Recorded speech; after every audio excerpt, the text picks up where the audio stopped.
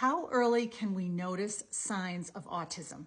There are some subtle red flags that can appear as early as 18 months to 2 years old. But I want to remind you that this does not mean your child has autism. But if you notice several of these together, I want to encourage you to talk to your pediatrician or get an evaluation. Early support makes a huge difference. And also, if your child is on the spectrum and can be identified, it can also help you to get support services that you need to help your child. So let's run through some examples. The first one would be eye contact and shared enjoyment. So during play, like let's say, for example, rolling a ball back and forth, does your child look at you in anticipation of their turn? Or when you're blowing the bubbles and you suddenly stop, do they look back at you almost saying, hey, more, like, why'd you stop? So that look back is important because they are used to the turn taking back and forth play, and they're looking at you instead of avoiding you and just looking down, walking away, and maybe going to something else. So this is the first thing that I want you to look for. And none of these are in any particular order. The next thing would be joint attention. So that's a little different. That's sharing an interest with you. For example, if you say something like, oh, look at the doggy outside. Look at the dog. Do they look? Do they smile back at you and be like, like they notice it and they're looking with you? Or when you go over to them and you put your hands down to see if they want to be picked up, do they reach back up and respond to you as though, yes, come pick me up? Or let's say if you're playing a tea party with your little girl or your little boy and you're taking turns drinking the tea, and are they sipping it and giving it to you? So that's joint attention. The third thing on my list of subtle signs that you might be able to pick up on is gestures and imitation. That's not so subtle. So by this age, somewhere between 18 months and 2 years old, you want to look for, are they clapping with you when you're doing songs, when you're playing and you're using signs and motion and movement? Are they imitating you by waving hello? Are they waving hello back?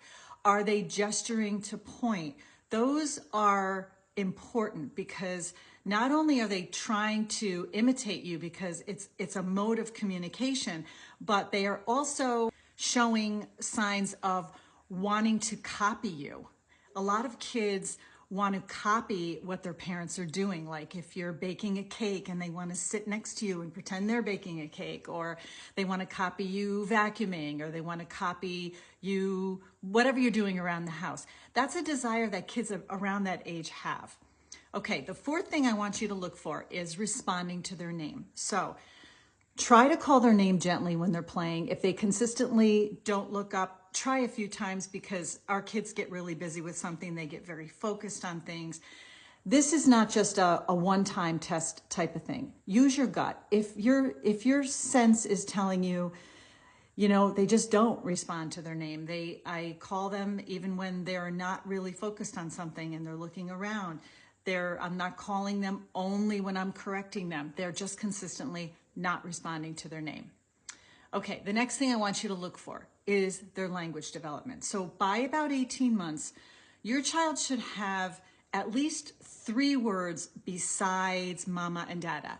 So are they using other words independently? By about 2 years old, they should have about 25 to 50 words. These are words where, they're asking you for things. They're asking you for more. They want their cookie. They want their cup. And also they should start to be combining 2 words together, like more juice or bye-bye, dada.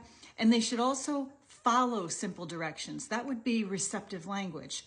So if you ask them to go get their shoes without needing to actually point or gesture toward what you're asking them to do. So you're not really giving them like a visual assist or a visual cue. You just ask them to do something and they know what you want them to do, and they'll do it. This is not where some people will say, well, they just don't do it because they don't want to. This is a question of whether or not you feel that your child is or is not understanding what you're saying to them. Okay, I've already lost count. So we're at pretend play. Pretend play is another very important skill. And I sort of went over that with imitation. But separately from imitation, are they pretending to feed their little baby doll? Are they pretending when they're having a tea party? They might not be copying you, but are they doing pretend play? Making car noises maybe when they're playing with cars, or maybe having their stuffed animals do something. Pretend play shows imagination and social understanding. So if this is missing, that can also be a red flag. Again, somewhere within 18 months to 2.5 years old. And lastly, repetitive movements. I know that this can sometimes be alarming for parents. This does not mean they have autism. A lot of kids do some self-stimming behaviors, but some toddlers will flap their hands, wiggle their fingers repetitively, rock back and forth, spin around in circles, sometimes walking on their toes. Now, sometimes these things, like I said, they can be playful. But when these movements happen repeatedly over weeks and months, especially if it interferes with play or interferes with their interaction with you, this can be another sign worth discussing. I just want to stress again that some kids will do things that are comforting. Okay, it doesn't mean that it's a self-stimming attached with an autism diagnosis type of behavior. It's very important that you remind yourself that every child develops differently. But if you are seeing these behaviors within your child ages 18 months to 2.5, 3 years old, and you're seeing these things happen consistently, it's really important that you talk to your pediatrician, get an evaluation, because this is so that you can receive support and services for your child so that they can thrive.